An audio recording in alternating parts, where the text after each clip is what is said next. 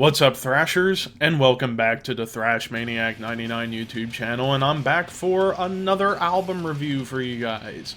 I am here to review an album I finally got in the mail yesterday. I pre-ordered this when it was announced back in July, and it finally arrived. The latest release from probably the best death metal band to ever come out of Norway, Blood Red Throne's Imperial Congregation. Yeah, I got the physical copy right here, and I actually got some love from their bass player, Gunnar, who's on Instagram. So thank you, Gunnar, for the love that you showed me for me getting this. So I don't know if he's watching. Maybe, maybe not. We'll see. But anyway, so brief little history lesson about Blood Red Throne. I kind of did this when I reviewed their last album, Fit to Kill, back in 2019. But Blood Red Throne formed out of Norway in 1998 by a guitarist named Dodd and Tchort, who, by the way, Tchort had been in Carpathian Forest, played live for Satyricon, most famously was the bass player on the classic black metal album In the Nightside Eclipse by Emperor. And there's always been this urban legend or folklore that Norwegian black metal people or metal bands from Norway hate death metal. Well, that's not really the case, because Tchort decided that he wanted to form a death metal project with a couple other musicians that were coming up in a smaller death metal scene out of Norway, and hooked up with Dodd and others and formed Blood Red Throne. Their first album was in 2001 on Hammerhard Records with Monument of Death, and really ever since they've just been building on their sound little by little by little, to the point where you can compare them to so many bands. Like, the number one band that I think a lot of people compare Blood Red Throne to, myself included, would be a band like Cannibal Corpse, because Blood Red Throne is very much inspired by the American death metal scene, particularly the Florida sound, but their big influence would be a band like Cannibal Corpse, Death, so many bands from that era back in the 90s, and they just kind of wanted to take that, but mix in a little bit of European death metal to create their own sound. And over the past several years, they've been on many different labels, like Earache Records, Relapse Records, Candlelight Records. Now they're on Nuclear Blast. This is their first album on Nuclear Blast. I don't know. There you go. Hit focused. So yeah, their first release on probably the biggest metal label going today, Nuclear Blast Records. So, how does Imperial Congregation hold up? Well, let's get into it. So we kick things off with the title track, which the opening riff reminds me of something that Vader probably would have written. Grooving blast beats to follow along with the riff as the song is really starting to take hold. Some melodic flares pop up here and there within the riffs, but the solos on this song were very melodic and very, like, hook, line, and sinker. Like, you get hooked into the solos on this song. But the grooving blast beats, and you hear this all throughout the album, the groove blast beats that I call them, remind me of early Decapitated, back when Decapitated was the band. Some of these grooving blast beats, not only on this song, but all throughout the album, certainly reminded me of, like, Winds of Creation and Nihility era Decapitated. The bass even has moments of shine on this track, so quite an impressive opening track to get things going right off the bat into fourth gear with this album. A.k.a, you get more solid riffage that comes through, and it begins to toe that Cannibal Corpse line as far as the songwriting.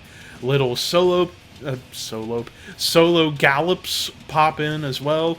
More bass moments appear on the track to add more to the pounding rhythm section that this song provided. But Conquered Malevolence, which was one of the first singles of the album, back and forth with the riff and the bass lines and the beats, just launched the song into fourth gear immediately. I love the double bass work of the drummer Freddie, I believe is his name.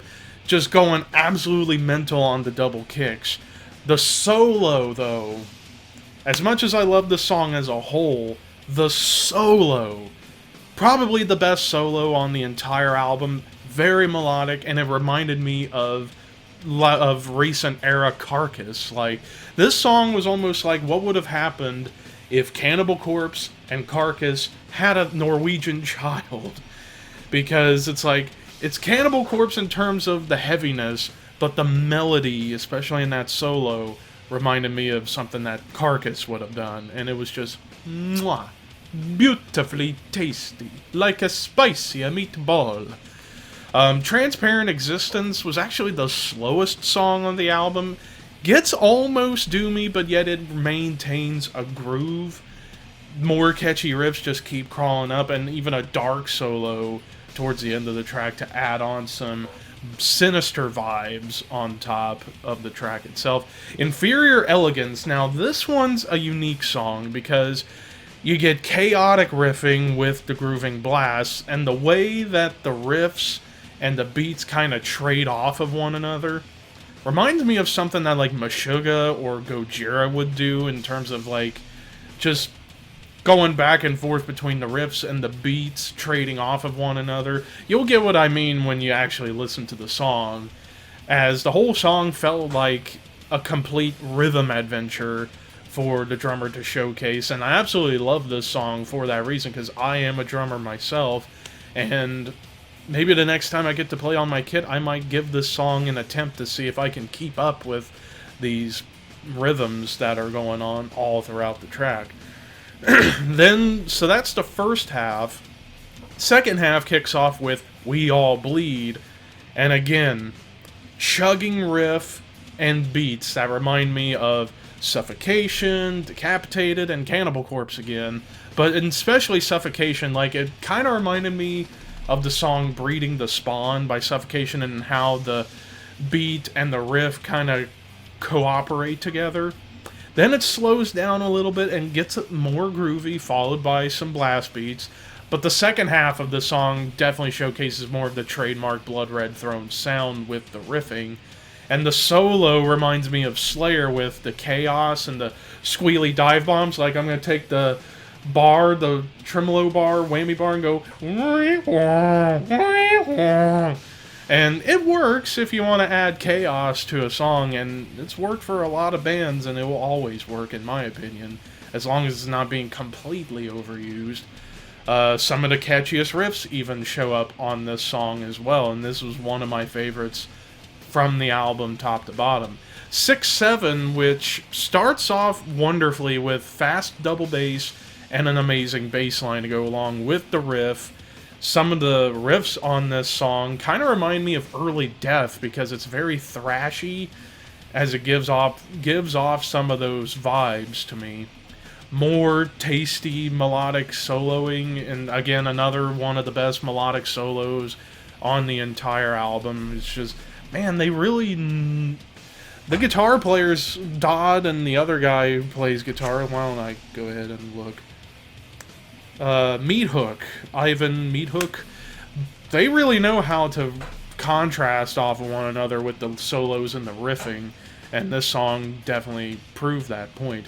Consumed, Illusion, more blast beats and great riffing to get this song off the ground. More catchy riffs. Man, this album is just packed full of riffs after riff after riff after riff after riff. Blech. You get the point. Again, the bass in particular on this song has a lot of gallops going for it. More melodic soloing, and the thrashy end of the song just was like the icing on the cake.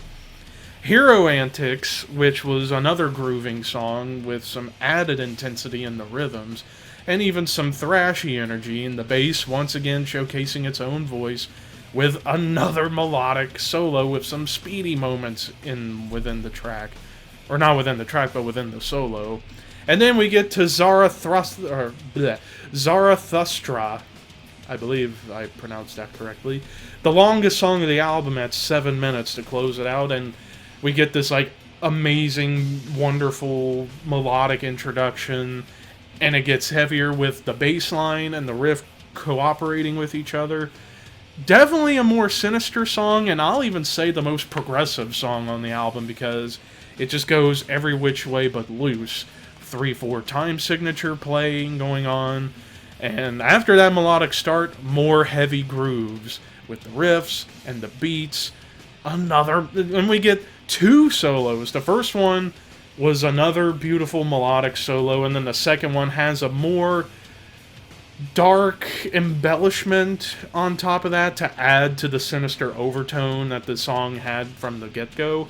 And once again, the bass showcasing itself towards the end. An amazing end to this album. So overall, music-wise, this album has so much going for it. Brutality, catchiness, groove, and melody. Even some progression coming in on the final track. Production, I absolutely love the production on this album. Every instrument and vocal line is well mixed, especially with the bass. Like, I feel like out of all the Blood Red Throne albums I've listened to, this is the one that I feel like the bass has the most prominence in anything. The bass, like, I mean, Gunnar, you absolutely ruled on the bass on this album. And the way he plays and the way that the bass is mixed kind of reminds me a bit of Alex Webster of Cannibal Corpse. I know I keep comparing them two bands together, but I just can't help myself with it.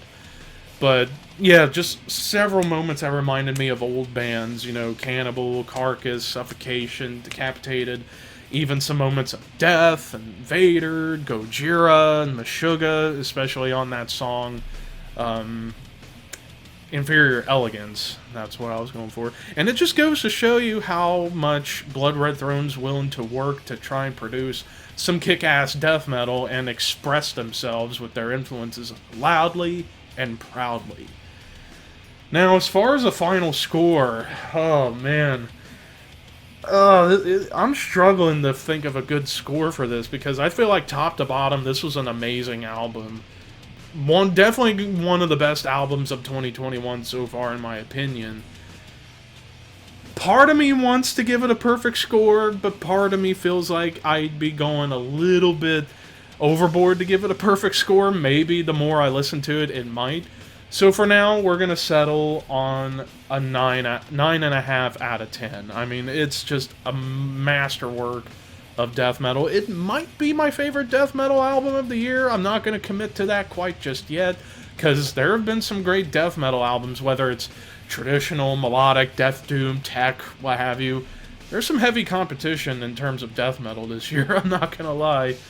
But yeah, 9.5 out of 10 for Imperial Congregation by Blood Red Throne. If you haven't listened to this album, do yourself a favor and check it out. And if your neck isn't broken after headbanging to a lot of these riffs, I don't know if you're human, because, oh my god, the riffs. Just riffs beyond riffs beyond riffs. But what did you guys think of Imperial Congregation by Blood Red Throne? Let me know in the comments below. And as far as what will be my next review, well, let me take a look at my little schedule thing here. I might end up reviewing Aeon, possibly, or I might wait until a bigger release comes out, like Dream Theater or Massacre or Mastodon. You never know. But anyways, thank you guys for watching. Horns high, and I will see you in the next one, as the beard is back.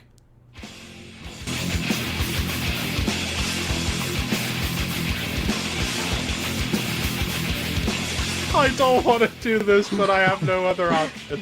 No! Please! Is it what I feel like I'm about to commit the biggest genocide of all time on this show. Wait, my number 7? Do it. My number 7? Behemoth the Satanist. No! No! No! No! Are you serious?